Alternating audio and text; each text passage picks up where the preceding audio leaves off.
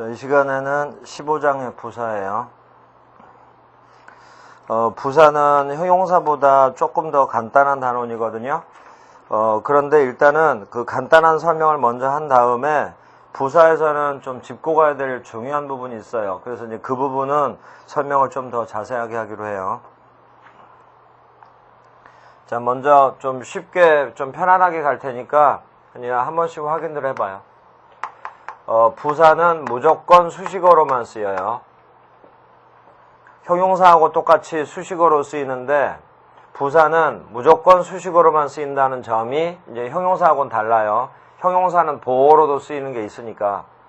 부사는 그럼 뭘 수식하냐? 부사는 동사, 형용사, 다른 부사, 문장 전체를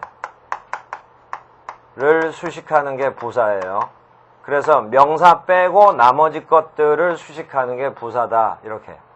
근데 이제 부사가 나오면 수식어이기 때문에 없어져도 문장에는 지장이 없거든요. 문장은 성립이 된단 말이에요. 그러니까 부사가 나왔을 때는 항상 이렇게 좀 괄호를 쳐요. 부사는 이렇게 괄호를 쳐놓고 부사를 뺀 앞, 뒤를 연결하면서 보는 게 이제 또 문장을 보는 그 방법이니까 이제 그렇게 보고.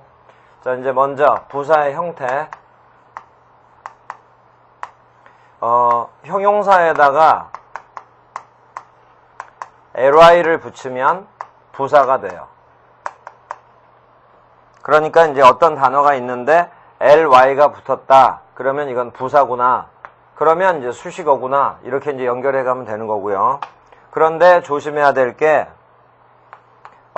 ly가 붙었다고 무조건 부사인 건 아니에요. 왜냐면 명사에도 ly를 붙일 수 있거든요. 이러면 형용사가 돼요. 그래서 아주 조심해야 돼요. 그러니까 friend라는 명사에 ly 붙이면 형용사예요.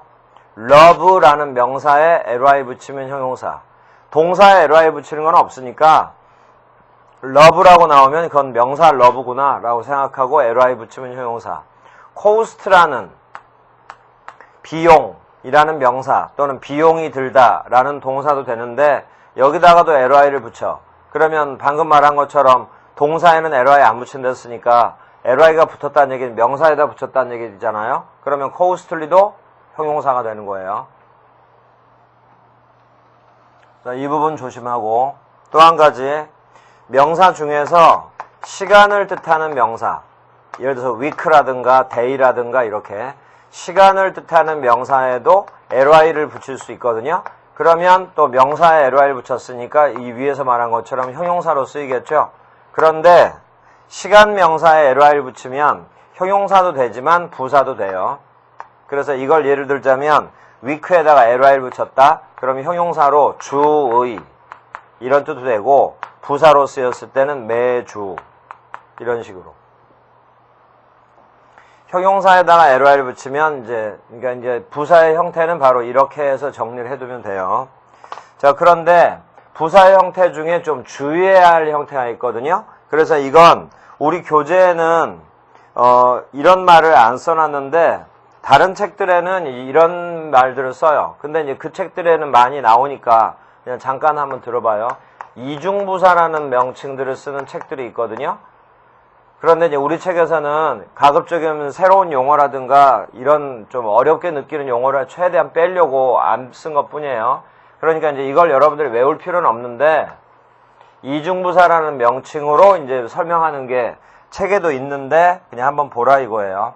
단어를 몇 개 쓸 테니까 보세요. late, hard, pretty 또는 high, enough 이런 단어들이 있는데 이 단어들은 공통점이 뭐냐면 공통점 형용사로도 쓰이고 부사로도 쓰여요. 좀 전에 부사라는 단어는 좀 짚고 넘어가야 될 부분이 있다라고 얘기를 했는데 지금 그 부분을 나중에 설명하고 약간 좀 간단하게 끝낼 수 있는 것들을 지금 먼저 설명하고 있거든요. 근데 그 중에 지금 이런 걸 좀 기억을 해둬요. 시간을 나타내는 명사에 ly를 붙이면 형용사도 되고 부사도 된다. 그러면 뜻은 알겠는데 그러면 형용사인지 부사인지 구별을 어떻게 하냐, 이런 걸 좀 이따 배울 거라고요. 지금 이 단어들, 단어 자체가 형용사도 되고 부사도 돼요. 그러면 이제 형용사일 때, 부사일 때 이제 뜻들을 알아야겠지만, 그건 그렇고, 그러면 형용사인지 부사인지를 어떻게 하냐. 그 얘기가 지금 이거랑 같은 얘기 아니에요. 그러니까 이제 그런 얘기들을 좀 이따가 다 설명을 해줄 테니까, 그때 가서 듣고, 지금은 이제 단어 위주로 해봐요. 이 단어들은 형용사도 되고 부사도 되거든요. 그러면 한번 확인을 해보세요. 대신 이 부분을 수업을 듣기 전에 여러분들이 먼저 한번 써보고 듣는 것도 괜찮아요. 알고 있는지를 확인을 해보고 설명을 들어야 더 집중이 될 테니까.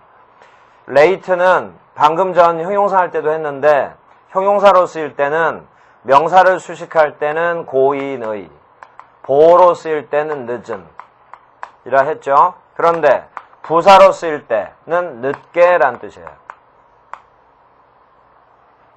hard, 형용사로 쓰일 때는 어려운, 단단한 이런 뜻인데, 부사로 쓰일 때는 열심히 이런 게 대표적인 뜻이에요.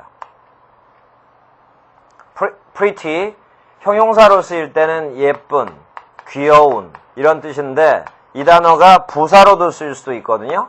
이런 것도 조심해야 돼요. 이 부분은 굉장히 중요한 거예요. 이렇게 pretty가 부사로 쓰였다 그러면 꽤, 매우 이런 뜻이에요. high, 형용사일 때는 높은, 부사일 때는 높이, 높게. enough, 충분한, 형용사일 때는 충분한, 부사일 때는 충분히, 매우 이런 뜻들이에요. 그러면 형용사는 보면 뜻의 공통점이 바로 이런 거예요. 니은으로 끝나. 그러니까 이제 맨 처음에 기초적으로 접근을 할 때 어떤 게 형용사인지 잘 모르겠다. 그러면 해석을 해봐. 그래서 그 뜻이 니은으로 끝나거나 명사 뒤에 뭐뭐의 이렇게 이런 걸 붙였을 때 말이 되고 그 뜻을 갖고 있으면 형용사구나. 이렇게 이제 알면 되는 거고, 부사라는 것도 맨 처음에는 이게 부사인지 뭔지 구별을 어떻게 하냐. 뜻이 바로 이런 식의 이제 차이점이 이렇게 나오는 거. 요런 걸 여러분들이 보면, 형용사가 부사가 됐을 때 이렇게. 형용사에다가 ly 붙여서 부사가 됐으면 뜻 처리를 이렇게 하면 되겠구나 해서 이제 부사의 뜻도 자연스럽게 이제 이런 식으로 하다 보면 나오는 거예요. 자, 그런데 아까 이제 이런 명칭 얘기를 왜 꺼냈냐면, 그러면 이제 이 단어들은 이렇단 말이에요.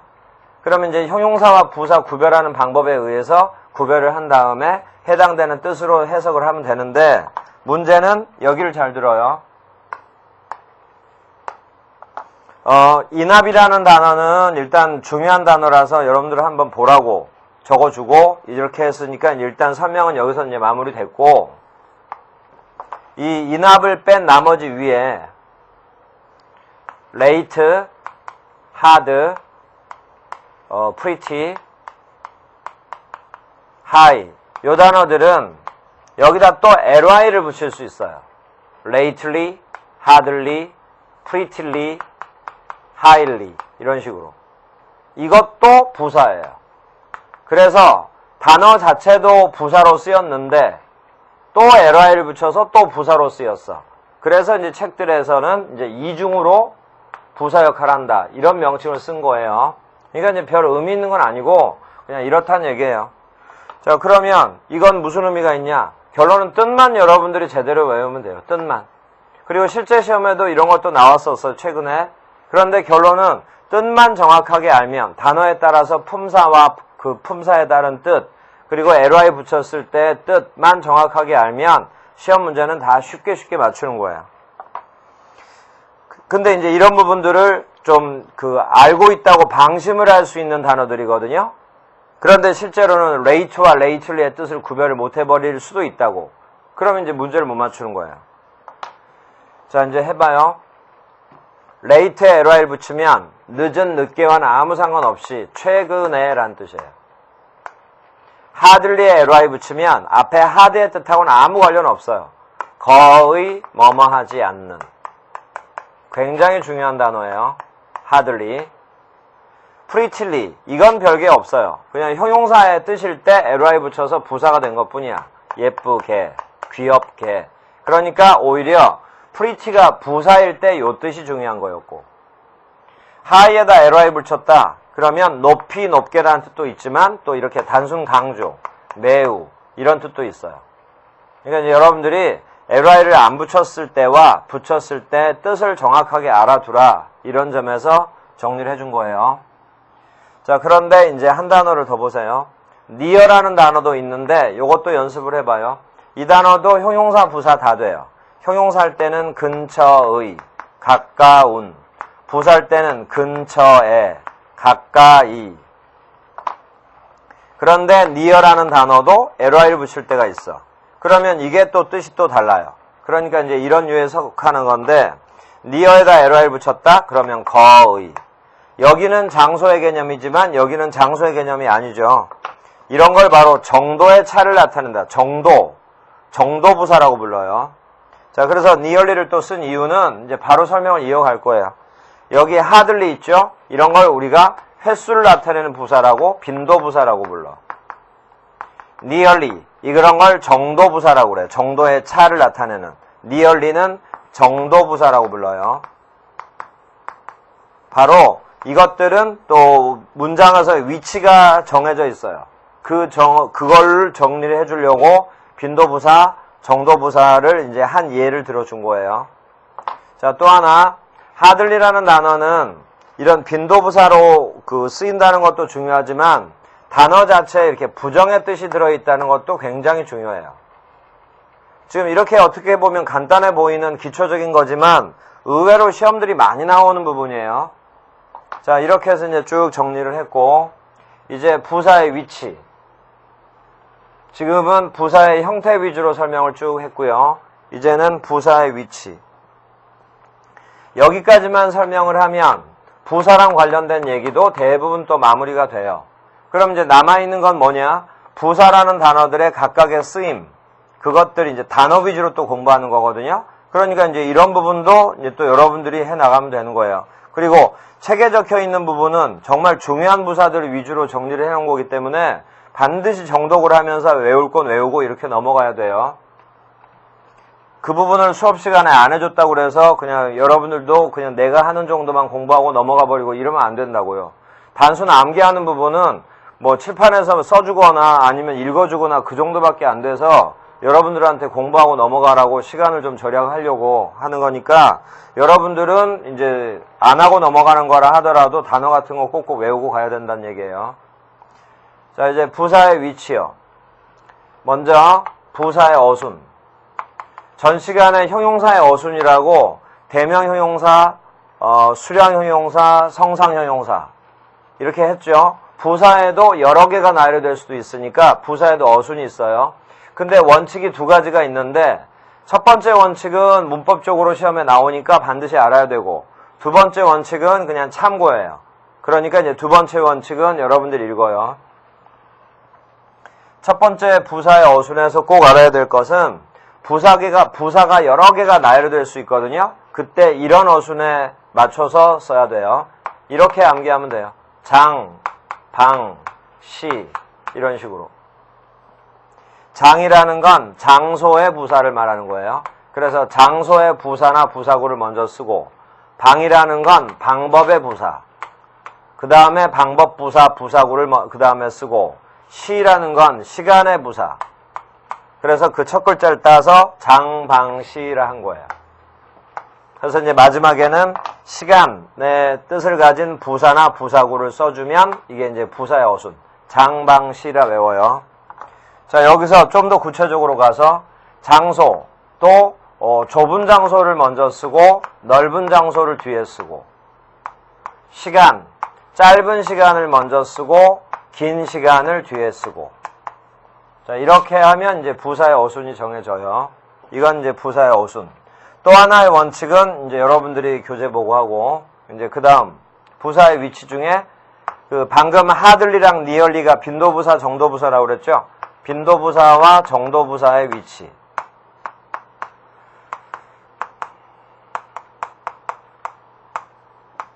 문장에서의 위치. 동사가 뭔가를 보고 비동사나 조동사가 있을 때 일반 동사가 있을 때를 이제 구분을 해요. 자, 그래서 이제 외워요. 비동사와 조동사가 있을 때는 비동사와 조동사 뒤.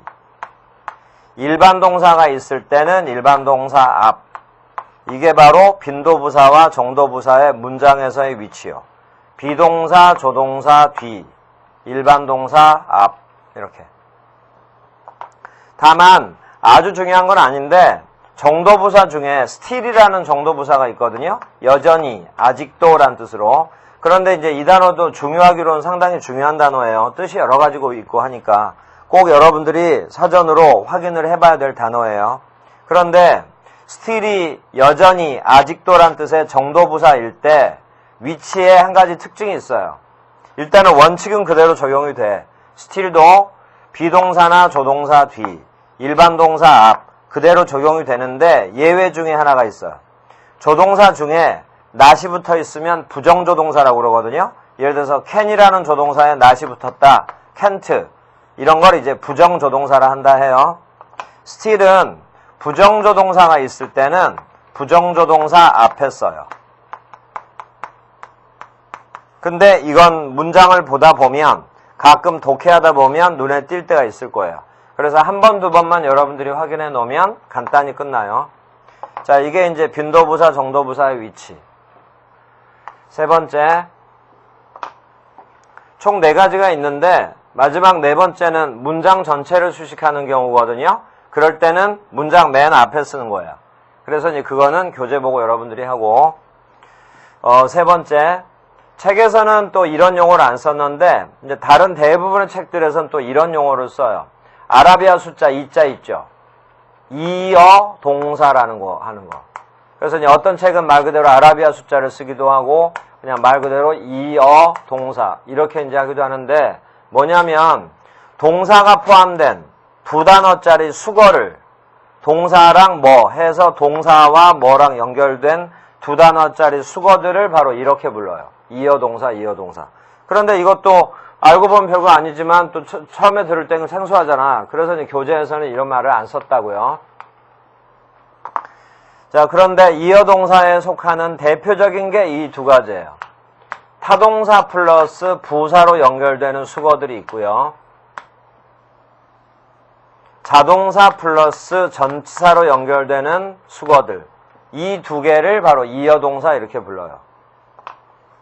자, 이제 이런 용어는 들었으면 이제 외울 필요는 없고, 이런 게 있나 보구나, 이 정도로 하고. 그러면 이제 이렇게 되는데, 우리한테는 이건 익숙해요. 왜냐면 이건 어디서 많이 배웠냐면, 1장의 동사의 종류, 그리고 이제 5장인가의 수동태 하면서 이런 얘기 많이 나왔고, 그 다음에 전사랑 관련된 얘기도 많이 나왔기 때문에, 이제 전사도 많이 익숙해졌을 거예요. 근데 지금은 부사를 배우고 있기 때문에, 부사에서 바로 이제 이런 얘기가 나왔고 교재를 보면 여기에 해당되는 몇몇 단어가 정리가 되어 있거든요. 그래서 여기 외에는 이제 여기에 집중해서 암기해요.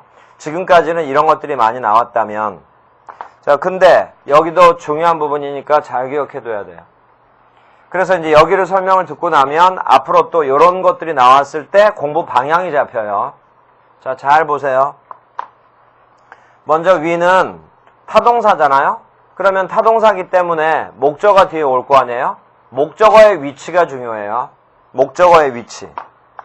자, 어디냐면 목적어가 될 수 있는 품사는 명사, 대명사 2가지죠. 여기서 이제 나눠야 돼요. 만약에 명사다. 그러면 타동사 바로 뒤. 다시 말해 부사 앞. 바로 여기다가 써도 맞고 부사 뒤. 여기다가 써도 맞아요. 한 번만 더.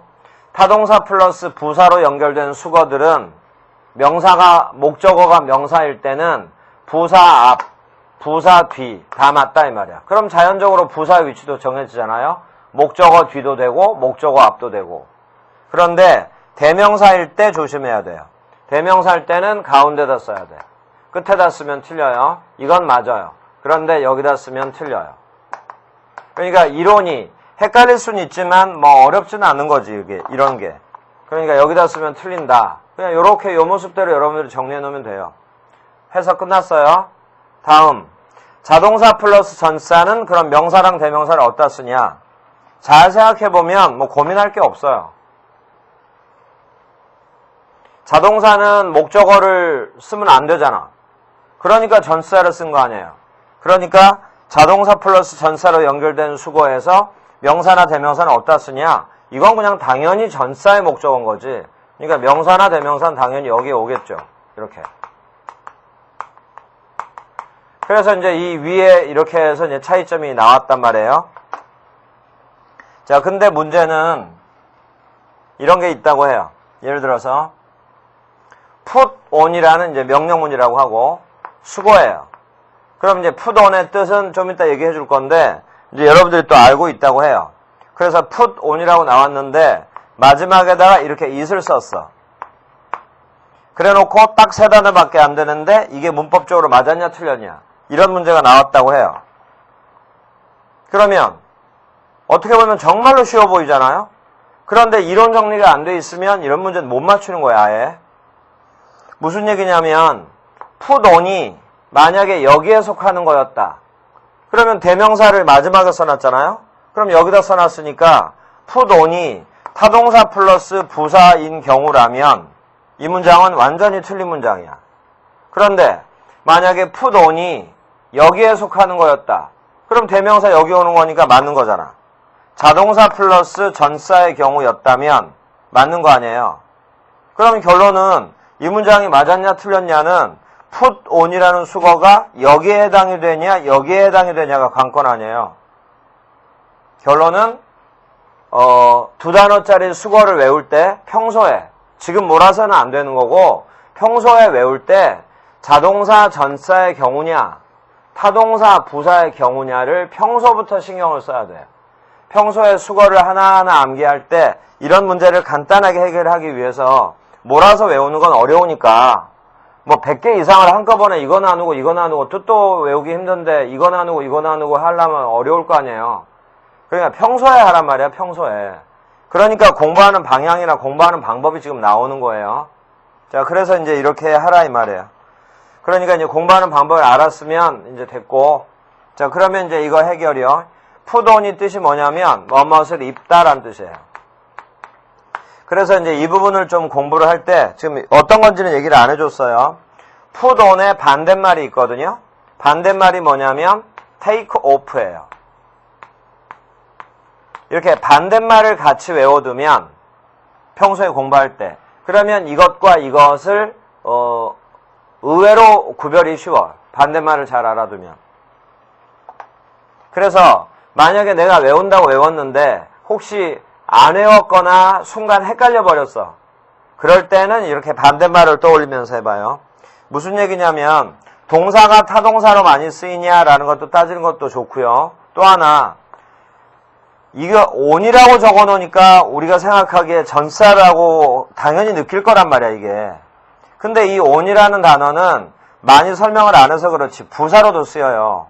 근데 그 느낌이 안 든단 말이지. 그런데 이것의 반대말을 하고 보니까 off라는 단어가 나오는데 이건 대부분이 부사로만 쓰인단 말이에요. 그러면 off의 반대말이 on이란 얘기인데 반대말이란 얘기는 품사는 기본적으로 같을 거 아니에요. 그러니까 이게 부사니까 이것도 부사겠구나.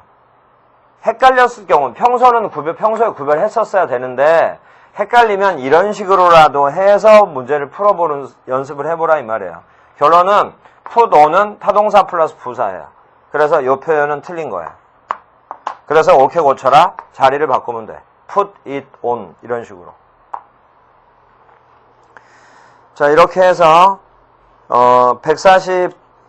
146페이지 맨 위에 3번 요게 뜻에 주의할 부사 이게 바로 아까 칠판에 잠깐 이중부사라는 말 쓴 게 바로 여기에 속하고요. 3번 위치 해서 1번 부사의 어순 그 다음에 빈도부사 정도부사 위치 그리고 147페이지 타동사 플러스 부사 거기에 박스에 정리돼 있죠. 이걸 일단 암기하란 말이야. 이렇게 반대말끼리 나란히 이렇게 묶어놨거든요. 그래서 반대말끼리 쭉 처리하고 특히 뒷단어 부사에 해당되는 단어들을 눈여겨서 좀 잘 봐두면 away라든가 off 또는 up, down 이런 것들이 부사로 많이 쓰이니까 조금만 여러분들이 관심을 가지면 어렵지 않게 할 수 있어요. 그래서 이제 해보고, 4번은 아까 말로 설명했고, 그리고 이제 밑에 예문들은 이제 여러분들이 처리들 하면 되고, 그 다음에 148페이지.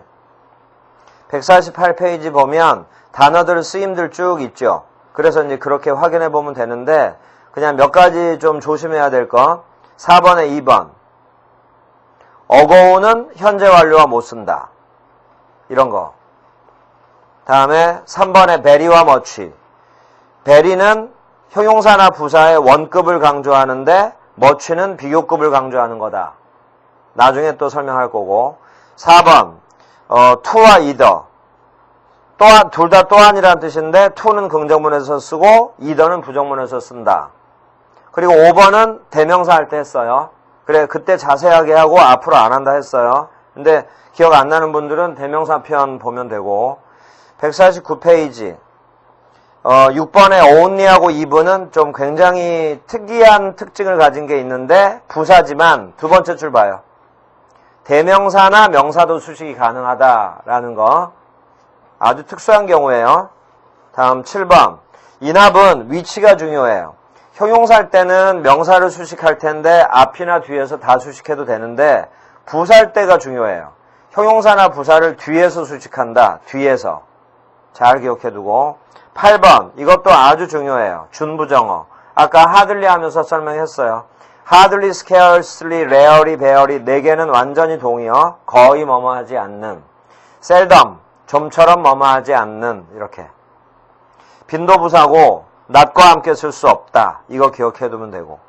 다음에 9번, 10번 여러분들 읽어보면 되고. 맨 마지막에 5번 의문부사, 관계부사는 지난번에 접속사 할 때 충분히 강조했어요. 이렇게 해서 이제 부사가 끝났거든요. 그런데 이제 여기를 잘 봐요. 이렇게 좀 빨리 마무리한 다음에 그 다음에 이제 이 설명을 하려고 하는 거예요. 지금 이제 부사에 대해서 설명이 끝났어요. 자, 끝났는데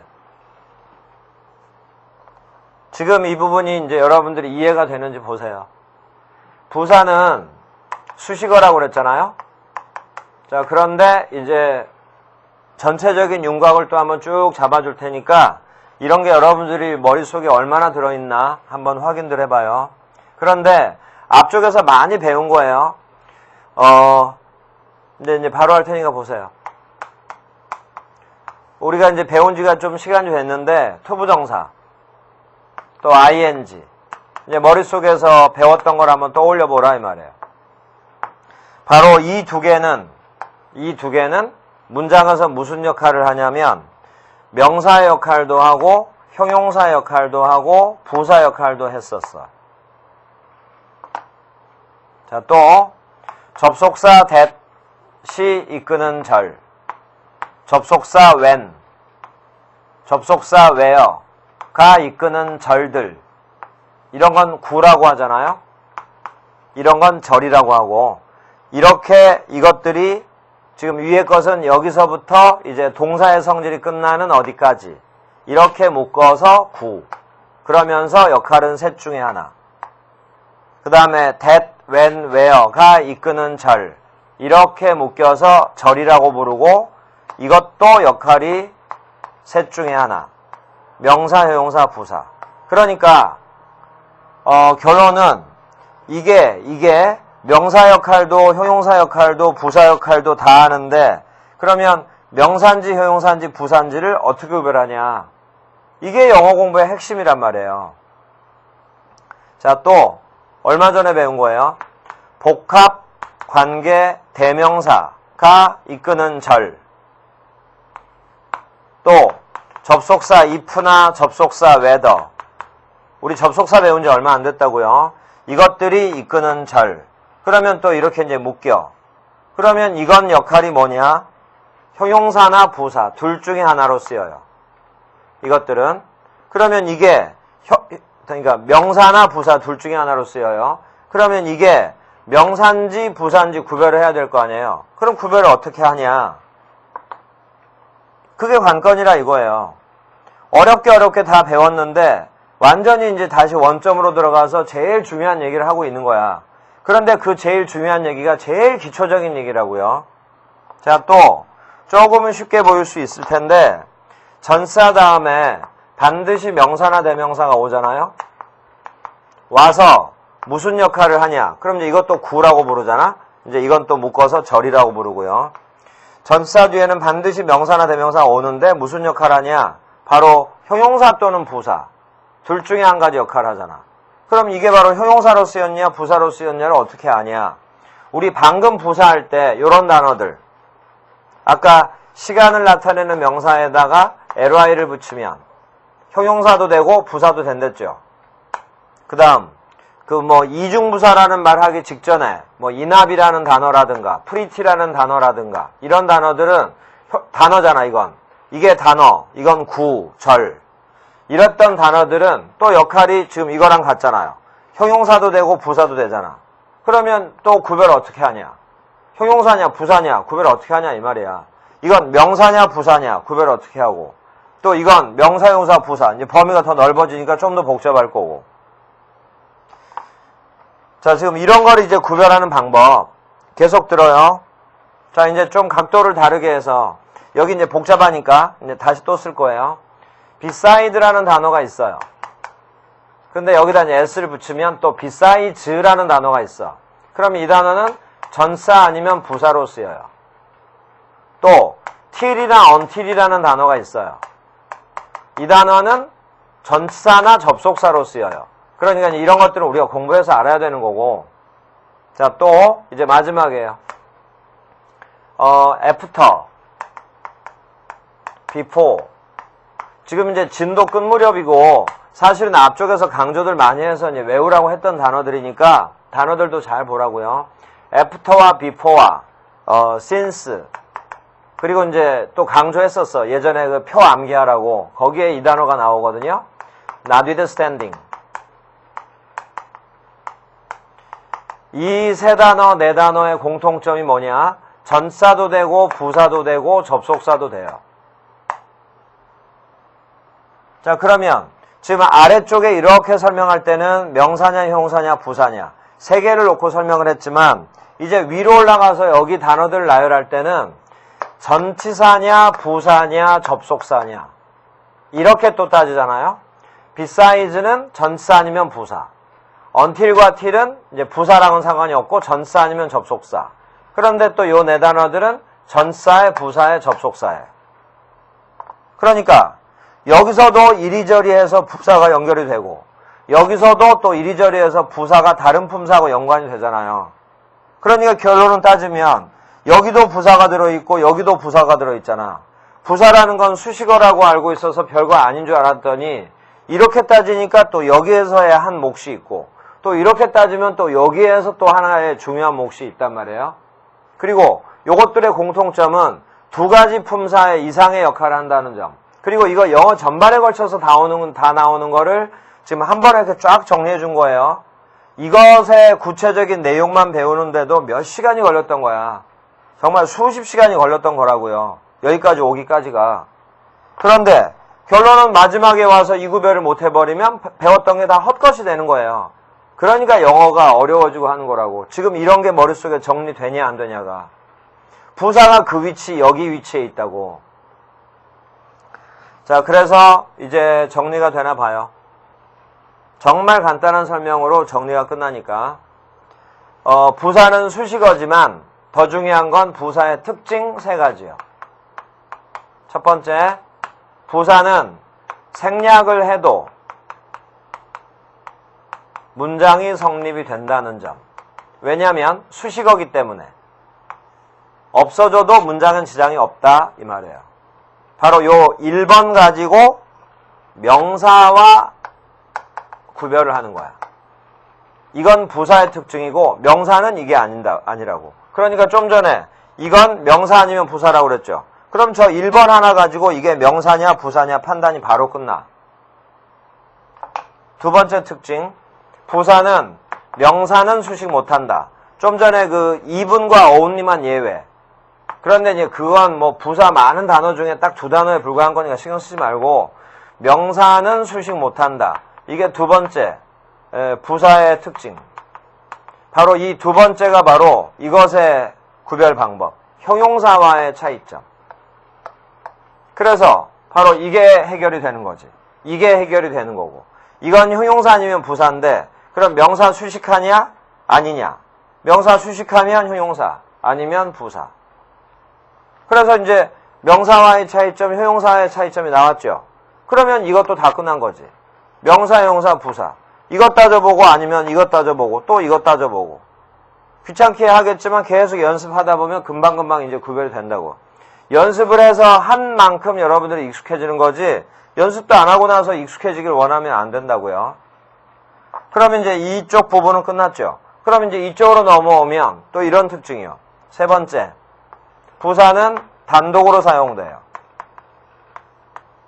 이게 바로 전치사와의 차이점.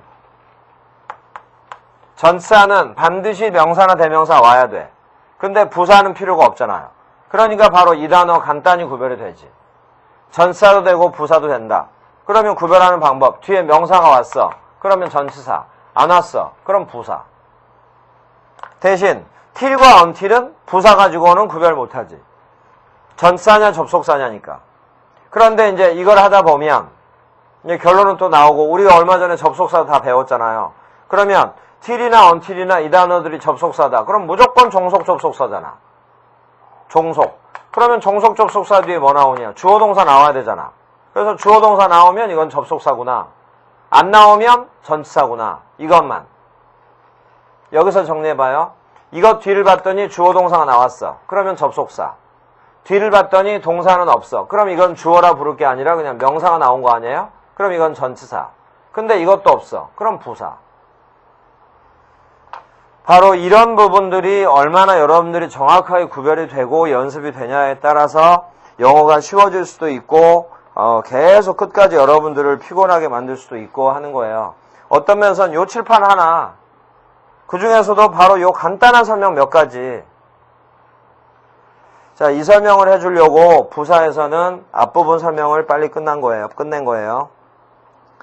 자, 여기까지 했고요. 이제 부사는 끝났고 이제 다음 시간에는 16장의 비교. 비교는 형용사랑 부사의 그 기본적인 원칙을 그대로 갖고 있으면서 또 하나가 이제 좀 추가가 되는 거예요. 그러니까 형용사, 부사 여러분들이 공부를 좀 해두고 그리고 나서 요 단원을 배워야 공부가 이제 마무리가 돼요. 그리고 이제 비교가 끝나고 나잖아요. 그러면 그 다음이 접속사, 전치사인데 이건 이미 다 끝냈고요. 이래서 이제 순서를 좀 바꿨던 거고 이제 마지막 두 단원 남아요. 특수구문과 화법. 그런데 지금 이제 문법 위주로 쭉 수업을 하잖아요. 그러면 이제 독해는 어떻게 해야 되냐? 이렇게 이제 문법 진도가 한 바퀴가 끝나고 나서 여러분들이 이제 처음에는 문법 수업이 좀 적응이 안 됐을 거예요. 근데 힘들더라도 이제 앞부분을 좀 잘 버텨왔으면 이제 끝날 무렵이니까 뭐 예를 들어서 지금 한 10분의 1 정도만 남은 거거든요. 비교 구문만 끝나면. 근데 이게 됐는데 첫 번째 진도 나갈 때는 사실은 버티는 것 자체가 잘했던 거고 정말 공부가 되는 건 두 번째 진도 나가면서 여러분들이 공부하는 거. 요때가 이제 어디까지 배우면 되는구나 라는 걸 이제 알게 됐으니까 이제 두 번째 뭐 수업을 들으라는 게 아니고 두 번째로 이제 여러분들이 책을 공부를 할 거 아니에요. 그때가 이제 정말 공부가 많이 되는 때예요. 이제 어디까지 배우면 된다는 걸 알았고 전체적으로 윤곽도 배웠고 전체적인 문법 용어도 한 번씩은 쭉 다 들었으니까 익숙해지는 거는 이제 좀 더 해야겠지만 들었을 때 이제 전혀 생소한 건 없을 거거든요. 두 번째 공부가 끝날 무렵부터 독해 공부는 병행하면 효과를 확실하게 봐요. 문법을 안 한 상태에서도 독해 잘했는데 왜 그러냐? 그건 독해를 잘했던 게 아니고 단어만 가지고 여러분들이 추리만 잘했던 거예요. 단어만 가지고 그냥 이렇게 엮다 보니까 수능 문제는 또 선택지가 우리말로 적혀 있는 것도 많고 또 주제, 제목, 요지 이런 부분들이 대부분이고 단어 수준도 어느 정도까지만 하게 되면 어느 정도만 알게 되면 또 되고 국어 실력이 좀 있는 학생들은 영어가 좀 약해도 좀 논리적으로 하다 보면 이게 답이겠구나 이렇게 풀었던 거지. 그건 영어를 잘해서 풀었다고 볼 수가 없는 거라고요. 그런데 공무원이나 경찰 영어는 문법 시험도 나올 뿐만 아니라 독해도 수능하고는 수준이 약간 다른 수준도 나온단 말이에요. 그러니까 지금까지는 그냥 단어 위주로 대충 끼워 맞추기식의 해석이었다면 이제는 한 바퀴 진도를 돌리고 두 바퀴 진도를 돌리게 되면 문법적인 게 좀 여러분들이 눈에 들어올 거란 말이에요. 대신 두 번째 가지고는 안 되겠지만 세 번째, 네 번째 할 때 정말 더 확실하게 이제 실력이 갖춰지는 건데 두 번째까지만 하게 되면 진도를 두 바퀴 정도만 돌려도 이제 문법적인 게 좀 익숙해질 거거든요. 이 상태에서 여러분들이 독해 공부를 하게 되면 옛날에 학교 다닐 때 그 추론하던 그런 능력하고 문법적인 게 합해지잖아요. 그러면 이제 말 그대로 시너지 효과가 나는 거지. 그래서 독해를 할 때 이제 확실하게 효과를 보는 거예요. 그러면 문법적인 바탕으로 문장을 정확하게 해석을 하면 여러분들이 그 옛날에는 단어 뜻만 가지고 추론을 했다면 이제는 더 정확한 해석을 가지고 추론을 하니까 독해가 훨씬 더 정확하게 답이 나오고 당연히 속도도 빨라지고 이렇게 되는 거예요. 그래서 독해 부분은 이제 두 번째 진도 나갈 때부터 여러분들이 이제 하면 되는 거고요. 그 책 2권에 보면 독해책인데 그건 그 앞쪽에는 유형별로 분류가 돼 있고 뒤쪽에는 구문별로 분류가 돼 있으니까 유형별 분류는 지금이라도 여러분들이 풀어낼 수는 있을 거예요. 그런데 조금 참았다가 좀 나중에 풀어보라 이 말이에요. 그 유형마다 해법도 여러분들이 별도로 익혀야 되니까. 근데 유형별 해법이라고 따로 적어놓은 건 없는데 여러분들이 집중적으로 풀다 보면 자연적으로 판단이 돼요. 파악이 되고. 그리고 이제 그런 부분들은 나중에 이제 문제풀이 시간 같은 때 별도로 설명해 나갈 거니까 그 설명을 들으면서 독해 해법이라든가 이제 이건 익혀나가면 되고요. 그리고 그 교재 2권의 독해책에 유형별 독해 말고 뒤쪽에 구문 독해라고 나오는데 구문 독해는 지금 여러분들이 이 책을 두 바퀴, 세 바퀴 정도로 안 돌리고서는 아예 못 풀어요. 문장 분석도 못 해. 그런데 그게 분석이 되면 이제 여러분들 독해 실력은 정말 확실하게 실력이 뛰게 되는 거거든요. 근데 그걸 하기 위해서 책 진도를 적어도 2순환 정도 내지는 3순환 정도를 해야 그 문장들을 볼 수 있게 되고 설명을 하더라도 이해를 할 수가 있게 되니까 공부하는 순서가 그렇다 이거예요. 문법이 어느 정도 되고 나야 독해가 쉬워지고 또 쉬운 독해를 보면서 유형별 독해 해법을 파악을 하고 그리고 나서 이제 구문 독해를 풀어가면서 문법 시간에 배웠던 게 얼마나 여러분들이 응용력이 생기냐 그걸 가지고 이제 여러분들이 실력을 올려내라 이 말이에요. 그리고 구문 독해 같은 경우는 그 해설지 뒤에 다시 한번 복습해보라고 해설 정확하게 해놨고요. 단어 뜻도 정리해놨고 하니까 그거 보면서 여러분들이 나중에 약간 시간을 두고 나중에 여러분들이 공부하면 그걸 기준으로 확실하게 내가 실력이 올랐구나 안 올랐구나 판단할 수가 있을 거예요. 그래서 지금 문법 위주로 수업을 하는 거니까 여기를 충실하게 하고 각 단원마다 주요 예문이라고 짧은 문장들 나오죠. 그거 정확하게 해석하는 연습하는 게 바로 독해 기본적인 걸 연습을 하고 가고 있는 거예요. 그러니까 주요 예문 나 많이 나온다고 이거 귀찮다 이렇게 해버릴 게 아니라 나올 때마다 하나씩 해석 연습을 해야 여러분들 독해 실력이 쌓이는 거예요. 그래서 지금부터라도 지금 이제 책이 첫 진도일 테니까요. 지금부터라도 이제 하나씩 신경을 써두면 두 번째 바퀴 돌릴 때는 이제 여러분들이 더 확실하게 할 수 있겠죠. 이제 그렇게 하면서 한 단원 한 단원 공부해가라 이거예요. 자, 이 시간은 여기서 마무리하고 다음 시간에는 이제 16장의 비교하기로 해요. 수고하셨어요.